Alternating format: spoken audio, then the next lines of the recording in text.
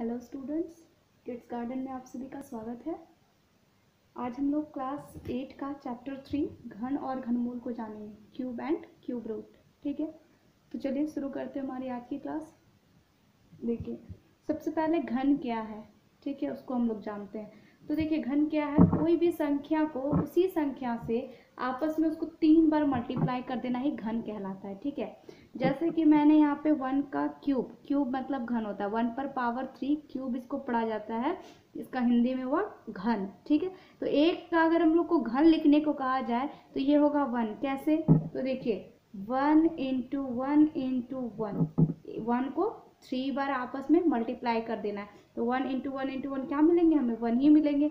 उसी तरह से 2 का अगर क्यूब कह रहा है तो इसका मतलब क्या हो गया कि 2 को 3 बार इंटू कर देना, 2 इंटू 2 इंटू 2, तो ये क्या हो जाएंगे 2 का क्यूब, तो हमें कितने मिलेंगे, इसको मल्टीप्लाई करेंगे तो हमें 8 मिलेंगे। उसी तरह से 3 का क्यूब है तो मतलब 3 इंटू 3 इंटू 3, मतलब कोई भी संख्या का जब हमें घर निकालना है मतलब उसी संख्या को हमें 3 बार मल्टीप्लाई कर देना, यही हमारा घन हो गया। ठीक है, एक मैं यहाँ पे घन का फिगर बना देती हूँ, ये देखिए आप लोग जान लीजिए, ज्योमेट्री में ये आपको मिलेगा। देखिए इस तरह से घन का फिगर बनता है। ठीक है, ये घन हो गया।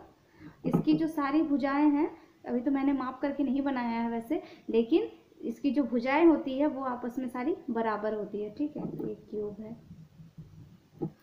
ठीक है, तो देखिए हम लोगों ने घन जान लिया। तो अब देखिए घन क्या है, तो कोई भी संख्या को आपस में 3 बार मल्टीप्लाई कर देना है। ठीक है, तो इस तरह से हम किसी भी संख्या का घन निकाल सकते हैं। ठीक है, तो ये हम लोगों ने घन निकालना सीख लिया।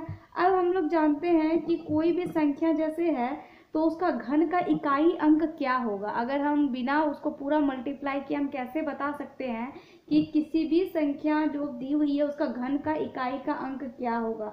जैसे मान लीजिए हमारा यहाँ पे अगर हमें 75 दिया हुआ है, ठीक है, 75 दिया हुआ है, हमें बताना है कि इसका जो घन होगा उसका इकाई का अंक क्या होगा। तो देखिए इसका घन निकालने के लिए 75 इंटू 75 इंटू 75 करना पड़ेगा, तभी हमें वो संख्या मिलेगी, फिर हम देख करके बता पाएंगे कि इकाई का अंक क्या है। ठीक है, तो हमें इतना लंबा प्रोसेस नहीं करना है। देखिए इसके लिए आसान तरीका क्या है, देखिए आप इसका इकाई का अंक देखिए कितना है, इकाई का अंक तो 5 है, तो हमें क्या करना है 5 का क्यूब देखना है हमें, 5 इंटू 5 इंटू 5 कितना होता है। तो देखिए कम से कम देखिए आप लोगों को 20 तक कम से कम क्यूब याद रखना चाहिए। ठीक है, याद रखना ही होगा। ठीक है, तो यहाँ पे देखिए 5 इंटू 5 इंटू 5 हम लोग को पता है कितने होते हैं, 125 होते हैं, और 125 में से इसका देखिए इकाई का अंक 5 है, इसका मतलब 75 का जो क्यूब होगा उसका इकाई का अंक 5 हो जाएगा। ठीक है, तो देखिए हम लोग बिना इसको मल्टीप्लाई किए हम लोगों ने जान लिया। उसी तरह अगर 27 दिया हुआ है, ठीक है, और इसका हमें क्यूब का इकाई का स्थान पे कौन सा डिजिट होगा ये पूछा जाए तो क्या करेंगे हम लोग, तो देखिए 27 में से इसका इकाई 7 है, तो हम लोग 7 का क्यूब देखेंगे, 7 इंटू 7 इंटू 7 कितने होते हैं, तो ये हमारा होता है 343। ठीक है, और 343 में देखिए इसका इकाई का स्थान में 3 है, इसका मतलब इसका इकाई का स्थान में कितना हो जाएगा, 3 हो जाएगा। उसी तरह से 859 है आपका, इसमें हमें इकाई का स्थान बताना है, तो यहाँ हम लोग इसकी इकाई में 9 देख रहे हैं, मतलब 9 इंटू 9 इंटू 9 कितने होते हैं, तो ये होता है 729, इसका इकाई में 9 है, इसका मतलब इसका इकाई का अंक क्या हो जाएगा, 9 हो जाएगा। ठीक है, तो ये देखिए आप लोगों को कुछ याद रखने वाली थोड़ी सी चीज़ें हैं, जैसे कि अगर इकाई का अंक में 2, 3, 7, 8 रहे तो उसके घन का इकाई अंक क्रमशः 8732 होगा। देखिए इकाई अंक रहेगा, इकाई अंक अगर 2, 3, 7, 8 ये अगर इकाई अंक में रहता है तो इसका जो घन होगा उसका इकाई का अंक में क्या हो जाएगा, 2 रहे तो 8 हो जाएगा, 3 रहेगा तो इसका आपका 7 हो जाएगा, 7 अगर रहेगा तो 3 हो जाएगा, और 8 रहेगा तो 2 हो जाएगा। ठीक है, ये सारे अगर इकाई के स्थान पे रहते हैं नंबर्स के तो ये हमें उनके घन के इकाई के स्थान पर मिलेंगे। ठीक है, तो इस तरह से हम लोग बहुत आसानी से जान सकते हैं कि इकाई के स्थान पर क्या होगा। ठीक है, अब देखिए हम लोग घनमूल निकालना सीखेंगे। ठीक है, ये तो हम लोगों ने घन निकालना सीख लिया, अब हम लोग किसी भी संख्या का घनमूल कैसे निकालते हैं वो हम लोग सीखेंगे। ठीक है, तो चलिए देखते हैं कैसे निकालते हैं घनमूल। घनमूल देखिए क्या है, जैसे कि यहाँ पे देखिए इसका हमने 3 का जैसे क्यूब किया तो 27 हमें क्या मिला, ये इसका घनमूल हो गया। अगर 27 का घनमूल पूछा जाए तो वो कितना हो जाएगा 3 का घन है 27 और 27 का घनमूल है 3। ठीक है, समझ में आ गया आपको। तो देखिए अब यहाँ पे हम लोग उसको निकालना सीखेंगे कि कैसे निकालते हैं। देखिए यहाँ पे 27 था तो चलिए हम लोग सबसे पहले 27 का ही घनमूल निकालते हैं। कैसे निकालेंगे, तो इसको हम लोग प्राइम फैक्टराइजेशन मेथड की मदद से निकालते हैं। ठीक है, देखिए कैसे करेंगे हम लोग। सबसे पहले देखिए हम लोग इसको 3 से लगाते हैं। ठीक है ना, तो ये कितने बार में लगेंगे, 9 बार में हो जाएंगे। फिर इसको 3 से करेंगे तो 3 3 9, यानी कि 3 × 3 × 3। और देखिए स्क्वायर में हम लोग क्या करते थे कि ऐसे अभाज्य गुणनखंड करके 2 के बदले 1 लेते थे, क्योंकि स्क्वायर का मतलब 2 होता है, स्क्वायर का मतलब 2 होता है, इसलिए हम लोग 2 के बदले 1 लेते थे। लेकिन यहाँ पे घनमूल में घन का मतलब 3 होता है, तो इसमें हमें त्रिक लेना है, यानी 3 के बदले हमें 1 लेना है। देखिए यहाँ पे 3 × 3 × 3 3 3 थे, तो उसके बदले हमें 1 3 लेना है। इसका मतलब 27 का जो घनमूल हो जाएगा वो कितने हो जाएंगे, 3 हो जाएगा। ठीक है, एक दूसरा एग्जाम्पल हम लोग यहाँ पे लेते हैं। देखिए यहाँ पे जैसे यहाँ पे देखिए 7 to 9 है, इसी को हम लोग करते हैं। ठीक है, 7 to 9 है, इसको हम लोग कैसे करेंगे, तो देखिए सबसे पहले ये 3 से लग जा रहा है, तो 3 से हम लोग इसको करेंगे, डिवाइड करेंगे इसको 3 से। देखिए यहाँ पे कितने हो जाएंगे, 2 बार में 6 4 और यहाँ पे फिर 3, फिर इसको 3 से करेंगे 8 और 1, फिर इसको 3 से करेंगे तो 2 और 7, और फिर 3 से करेंगे तो 9, और फिर 3 से करेंगे तो 3। ठीक है, तो अब हमें क्या करना है, इन सारे नंबर्स को यहाँ पे लिखना है। 3 × 3 कितने हैं, 1 2 3 4 5 6, तो 3 × 3 × 3 × 3 × 3 × 3, 1 2 3 4 5 6 हो गया। अब देखिए इस 3 और इस 3, देखिए हो गया ना, ये 3 के बदले हमें 1 लेना है, और इस 3 के बदले यहाँ पे फिर हमें 1 लेना है, यानी कि 3 × 3 यानी कितना हो गया, 9 हो गया। यानी कि 7 to 9 का घनमूल कितना हो गया, 9 हो गया। देखिए यहाँ पे 9 का क्यूब हमारा 7 to 9 आया था।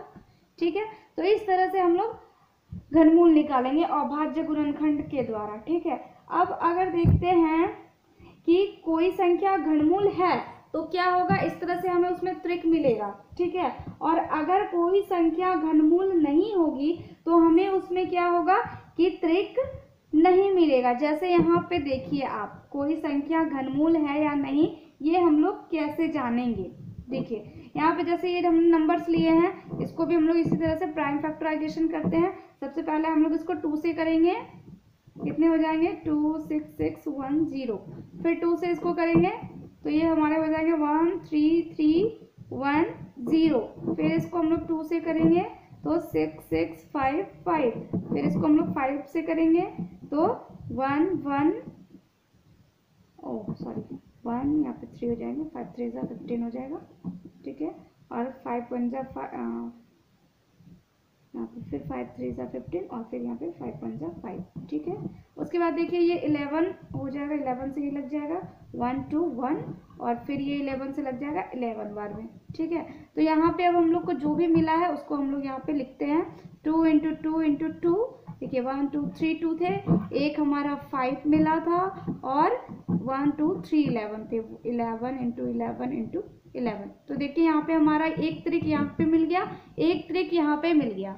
ठीक है, तो इस 2 के बदले तो यहाँ हम 2 लिख लेंगे, और इस 11 के बदले यहाँ पे 11, पर यहाँ पे 5 देखिए इसका त्रिक नहीं है, 5 जो है वो सिंगल ही है, और 2 5 रहते तो ये जो होता एक पूर्ण घनमूल होता, लेकिन अभी चूंकि एक ही 5 है तो इसलिए ये एक पूर्ण घनमूल नहीं है। ठीक है, तो देखिए इस तरह से हम लोग जान सकते हैं कि कोई भी संख्या जो दिया हुआ है वो पूर्ण घनमूल है या नहीं। देखिए अगर हमें सारे नंबर्स के त्रिक मिल जाते हैं तो वो घनमूल होगा, अगर सारे नंबर्स के त्रिक नहीं मिलते हैं तो वो एक पूर्ण घनमूल नहीं होगा। जैसे कि इसमें हमें देखिए 5 का त्रिक नहीं मिला तो ये एक पूर्ण घनमूल नहीं है। ठीक है, अब इसी पे आपको एक क्वेश्चन रहेगा कि कोई संख्या दिया हुआ रहेगा और उसमें आपको पूछा जाएगा कि क्या ये पूर्ण घनमूल है, अगर नहीं है तो इसको ऐसी कौन सी संख्या है जिससे गुना या फिर भाग किया जाए जो कि हमें एक पूर्ण घनमूल मिले। तो देखिए यहाँ पे जैसे कि हमारा ये जो नंबर बच गया 5, ठीक है, तो इसी 5 से अगर हम लोग इस संख्या को डिवाइड कर देंगे या फिर मल्टीप्लाई कर देंगे तो हमें एक पूर्ण वर्ग मिल जाएगा। ठीक है, आगे बात समझ में? ठीक है, आगे हम लोग बढ़ते हैं। इसका इस तरह से हम लोग घनमूल निकाल सकते हैं।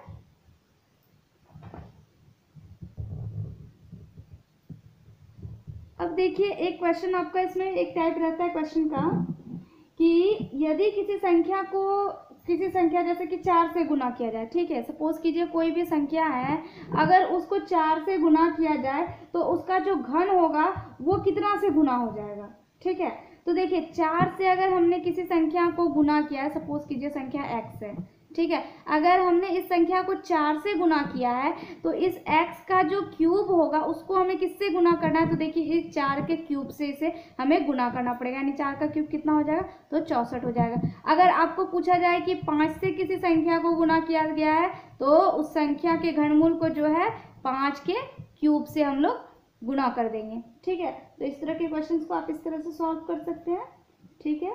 अगर देखिए हम लोगों ने प्राइम फैक्टराइजेशन मेथड से जान लिया कि घनमूल को कैसे निकालना है, क्यूब रूट कैसे निकालते हैं, ठीक है। अब हम लोग एक दूसरी विधि देखते हैं, इसमें हम लोग को घनमूल निकालना है दूसरे तरीके से। देखते हैं हम लोग कैसे निकालेंगे। देखिए यहाँ पे 8 5 7 3 7 5 ये एक नंबर दिया हुआ है, इसका हम लोगों को घनमूल निकालना है। तो इसमें देखिए सबसे पहले हम लोग को क्या करना है, इसको 3 के पार्ट में डिवाइड कर लें। देखिए जैसे पहले हम लोग एक 3 लेंगे, ये ठीक है एक पार्ट हो गया, फिर ये दूसरा एक पार्ट हो गया, ठीक है। 3 का हम लोग को ऐसे ग्रुप बना लेना है, ठीक है। उसके बाद क्या करना है, देखिए इसको सबसे पहले हम लोग जो इसका इकाई की तरफ वाला जो ग्रुप है उसको हम लोग लेते हैं। देखिए तो कितना है 3 7 5, ठीक है, 3 7 5 ये हमारा पहला है, तो इसको हम लोग लेते हैं यहाँ पे। देखिए 3 7 5 में इकाई का अंक कितना है, 5 है।